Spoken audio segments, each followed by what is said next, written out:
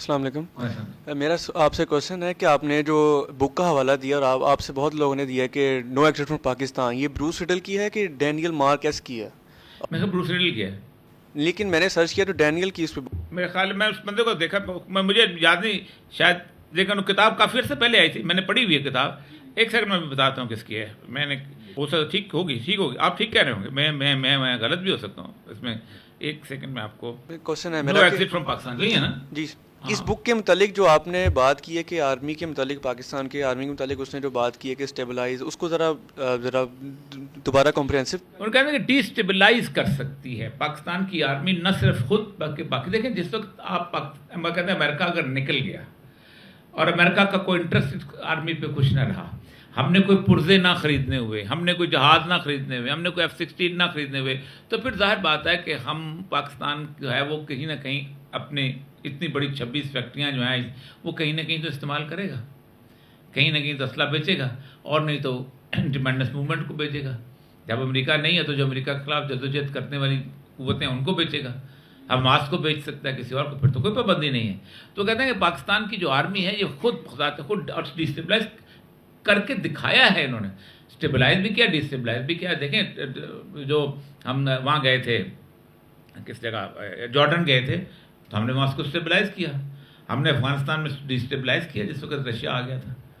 تو پاکستان کے امریکہ تو بہت بعد میں وہاں کا پہنچا. امریکہ جہاں خود گیا شکست ہوئی ہے، اور پاکستان کے تھرو جہاں گیا اس کو فتح ہوئی ہے. تو یہ بات. میرا ایک کوشچن یہ ہے کہ جو پاکستان مسلم ورلڈ کا اگر ہم دیکھیں تو ایک طرف ایسٹرن فلینک میں پاکستان اور ویسٹرن فلینک میں ٹرکی ہے. تو یورپ کے اندر جو ملٹری بلڈ اپ ہے اور انڈیا کا جو ملٹری بلڈ اپ ہے اور جو پاکستان کی جو ایک سول انریسٹ سچویشن ہے، آپ اس میں کیا دیکھتے ہیں؟ جو آپ پہلے بھی کتاب کا حوالہ دیتے ہیں نعیم بن حماد کا، اس متعلق آپ کیا دیکھتے ہیں کہ کیا فیوچر پریڈکشن ہو دیکھیے سکتی ہے؟ پاکستان کا میں تو دو طریقے سے ہمیشہ دیکھتا ہوں. میں کبھی صرف کتابوں پہ نہیں جاتا ہوں.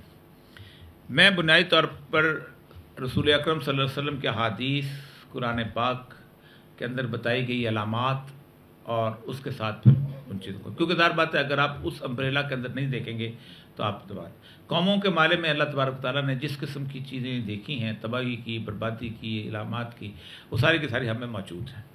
وہ جو مشہور آیت ہے کل القادر علی جبس عذاب منکم فوقکم، کہ اللہ کہہ دو ان لوگوں سے کہ میں قادر ہوں اس بات پہ کہ تم پر عذاب نازل کروں تمہارے سروں کے اوپر سے، وہ تحت ارجلکم، اور تمہارے پاؤں کے نیچے سے، وہ یلبسکم شیئن، اور تمہیں گروہوں میں تقسیم کر دوں، وہ جزیک باسکم باس البعض، اور تمہیں ایک دوسرے کی لڑائی کر کے، ایک دوسرے کے قتل و غارت کرا کے طاقت کا مزہ چکاؤں. تو اس عذاب میں تو ہیں ہم، اور بہت شدید ہیں. ہم کہتے ہیں ہم قابو پا لیں گے، ہم شیعہ سنی ٹھیک کر لیں گے، ہم بلوچ پٹھان پر. اللہ کہتا ہے عذاب میں نے نازل کرا ہے، تم ٹھیک کرتے ہو. تمہارا ہوم ڈپارٹمنٹ ٹھیک کرے گا، تمہارا منسٹری انٹیریئر ٹھیک کرے گا، تمہارا شیخ رشید ٹھیک کرے گا، تمہارا رانا ثناء اللہ ٹھیک کرے گا. اللہ کا عذاب ہے، تمہاری طاقت ہے اس کو ٹھیک کرنے کی. تو ہوتا تو یہ اللہ سے رجوع کر رہے ہیں، ہم نہیں کرتے. ایک تو ہم اس حالت میں ہیں. دوسرا جو ہے اس خطے کے بارے میں رسول اکرم صلی اللہ علیہ وسلم کی بہت عجیب و غریب پیش گوئی ہے، جو میں مشہور حدیث کرتبی کی سناتا ہوں، کیونکہ وہ بات ہے ایسی حدیثیں ہیں جن کے بارے میں تصور ہی نہیں کیا جا سکتا کہ گھڑی گئی ہوں گی. کیونکہ اس وقت کسی کو ضرورت کیا تھی ان خطوں کا اس طرح کا نام لینے کہ کس ملک کی خرابی کس ملک سے ہوگی. آپ نے شروع سے ہوتی ہے بعد الخراب فی الارض، کہ پوری دنیا میں خرابی ہوگی، اور خرابی کہاں سے ہوگی؟ حتیٰ تخرب المصر، کہ جب تک مصر خراب نہیں ہوگا. مصر میں آپ نے دیکھا ہوگا سب سے پہلے یہ جو نکلی ہے آپ کی عرب اسپرنگ، یہ مصر سے نکلی ہے. ٹھیک، تحریر اسکوائر اور جی اور وہ، پھر اس کے بعد اور بہت سارے جس نے ملا کے پڑھے. لیکن اس حدیث میں پاکستان کا اور چین کا اور انڈیا کا ایک ہی مصرے میں ذکر ہے، ایک ہی سینٹنس میں ذکر ہے کہ خراب سندھ من الہند. ہم جو علاقہ ہے رسول اکرم میں ہند کا علاقہ تھا، سندھ کا علاقہ تھا. یہ سارے کا سارا سندھ تھا، اوپر تک جاتا تھا اپنا دریائے سندھ تک، آگے اٹک کے بعد پھر وہ خراسان شروع ہو جاتا تھا. تو یہاں کی خرابی آئے گی ہند سے. وہ خراب الہند من الصین، اور ہند کی خرابی یعنی انڈیا کی خرابی چین سے آئے گی. اب کوئی کہہ سکتا تھا چین اتنی بڑی طاقت بنے گا؟ کوئی کہہ سکتا تھا کہ ہمارا علاقہ انڈیا سے علیحدہ ہوگا اور ہم لڑیں گے آپس میں؟ تو اب تو مسئلہ یہ ہے کہ میں تو سمجھتا ہوں اللہ تعالیٰ میں بچائے، ہمیں پڑنے والی ہے کٹ، اور ٹھیک ٹھاک کٹ. کیونکہ ہم تو وہ ہیں کہ آج اگر مودی آ جائے تو اس دروازے پر لکھا ہوگا قدم بڑھاؤ مودی، ہم تمہارے ساتھ ہیں. اور ہو سکتا ہے مسلم لیگ نون کا یا پیپل پارٹی کا اس کو سربراہ بھی بنا دیں. ہماری مزاج اس قسم کا ہے. ڈیموکریٹکلی الیکٹڈ ہوگا نا تو کٹ ہمیں پڑنے والی ہے. اور جو باقی پیشگوئیاں ہیں کہ ہند کو, جو لوگ یہ کہتے ہیں نا کہ ہند کی لڑائی یہاں سے لڑی جانی ہے, اور رسول اللہ کی مجھے ایک حدیث تو بتائیں کہ یہاں سے لڑی جانی ہے. بیت المقدس سے لشکر یہاں آئے گا, اٹھائیں, وہاں سے تیار ہو گیا گا, یہاں کے لوگ ساتھ ہوں گے اس کے لڑنے والے. ہم نے خواب دکھایا ہوئے, کوئی ایک حدیث نہیں مجھے بتا سکتا کہ آپ صلی اللہ علیہ وسلم نے کہا کہ پاکستان سے سندھ سے لشکر اٹھے گا. نہ خراسان سے تو اٹھے گا, وہ تو آپ نے کہا ہے, اور ہم تو خراسان نہیں ہیں. ہم تو وہ بیچ کا عجیب و غریب بفر سٹیٹ ہیں کہ جس کے اندر ہم نے صرف منافقت سیکھی ہے. یہ ہے اصل بنیادی وجہ. اب اس کو ذرا ملائیں سارے کا سارا پاکستان ریسنٹ پرسپیکٹو کے اندر.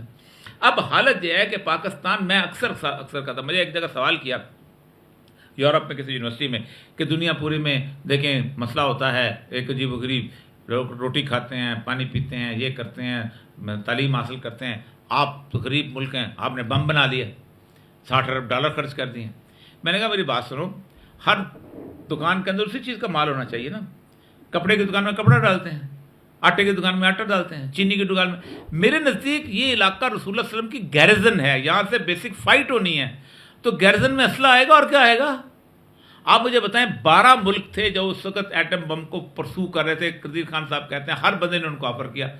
لیبیا کر رہا تھا, نائجیریا جیسا آئل رچ کنٹری کر رہا تھا, عراق کر رہا تھا, خود سعودی عرب کر رہا تھا, ایران کر رہا تھا. سب پاکستان کو کیوں اللہ نے توفیق دی؟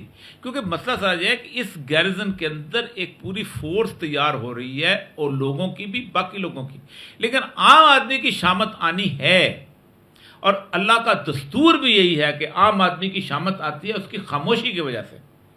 سیدنا شعیب علیہ السلام جو تھے, وہ جس جگہ جب گئے تھے تو اس سیدنا شعیب علیہ السلام کا اللہ فرماتا ہے صرف 9 لوگ تھے جو خرابی پیدا کرتے تھے.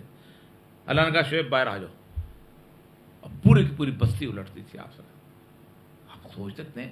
اللہ رسول صلی اللہ علیہ وسلم کی ایک حدیث سناتا ہوں کہ اللہ تعالیٰ کبھی بھی کسی بستی پر اس وقت تک ایک عذاب نازل نہیں کرتا, مسند احمد بن حنبل کی حدیث ہے, جب تک ان میں ایک عیب پیدا نہ ہو جائے کہ وہ حالات بدلنے کی اہلیت رکھتے ہوں, برائی کو روکنے کی اہلیت رکھتے ہوں تو نہیں رکھتی. پھر وہ اللہ کہتا ہے, پھر وہ اللہ ہر خاص و عام پہ عذاب نازل کرتا ہے. اتقوا فتنۃ لا تصیبوا الذین منکم خاصہ, ڈرو اس وبال سے, ڈرو اس عذاب سے جو صرف ان لوگوں پر آئے گا جنہوں نے یہ بربادی پیدا کی ہوگی, بلکہ ہر ایک پہ آئے گا. تو چپ رہنے پہ بھی اللہ کو بہت مسئلہ ہوتا ہے.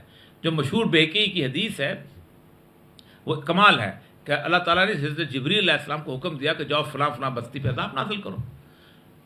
جبریل چلے گئے تو وہاں ایک شخص بہت عبادت گزار, عابد و زاہد تھا. حدیث کے الفاظ ہے کہ اللہ کے پاس جبریل واپس گئے, فطرفت عین, کہ اس نے آنکھ جھپکنے جتنا گناہ نہیں کیا. ہمارا جھپکنے ہے نا, عربی میں یوں کر کے ہوتا ہے, طرفت عین یعنی آنکھ یوں سے یوں کرنے کا. اس نے آنکھ گھمانے جتنا گناہ نہیں کیا. اب اس سے بڑا کوئی عابد و زاہد ہو سکتا ہے؟ اس سے بڑا کوئی چلہ ہو سکتا ہے کسی کا؟ اس سے بڑی کوئی عبادت گزاری ہو سکتی ہے؟ اللہ کے الفاظ سنیں. اللہ فرماتے ہیں یہ وہ بدبخت ہے کہ جو خود عابد و زاہد تھا لیکن میرے نام کی غیرت پر اس کے چہرے کا رنگ نہیں بدلتا تھا. اس کو پٹکو اور پوری بستی اس کے اوپر پٹک دو. یہ اس چیز کا عذاب ہمیں ملنے والا ہے. ہم نے وظیفے کیے ہیں, ہم نے اپنا چلے کیے ہیں, ہم نے عمرے کیے ہیں. کرو, کرنا چاہیے. یہ اس لیے ہوتے ہیں تاکہ آپ آئندہ لوگوں کے لیے تیاری پکڑو.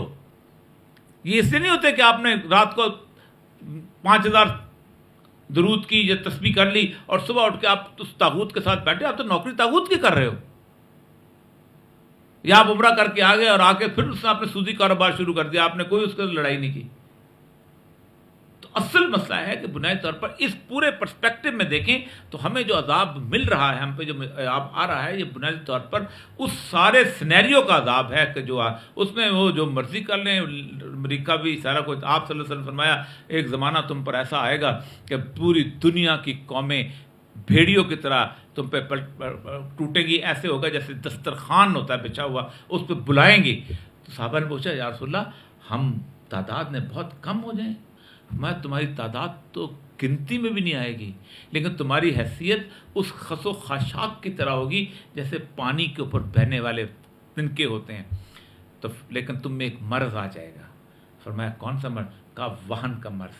صحابہ نے پوچھا یا رسول اللہ وہن کیا ہوتا ہے؟ فرمایا زندگی سے پیار اور موت کا خوف.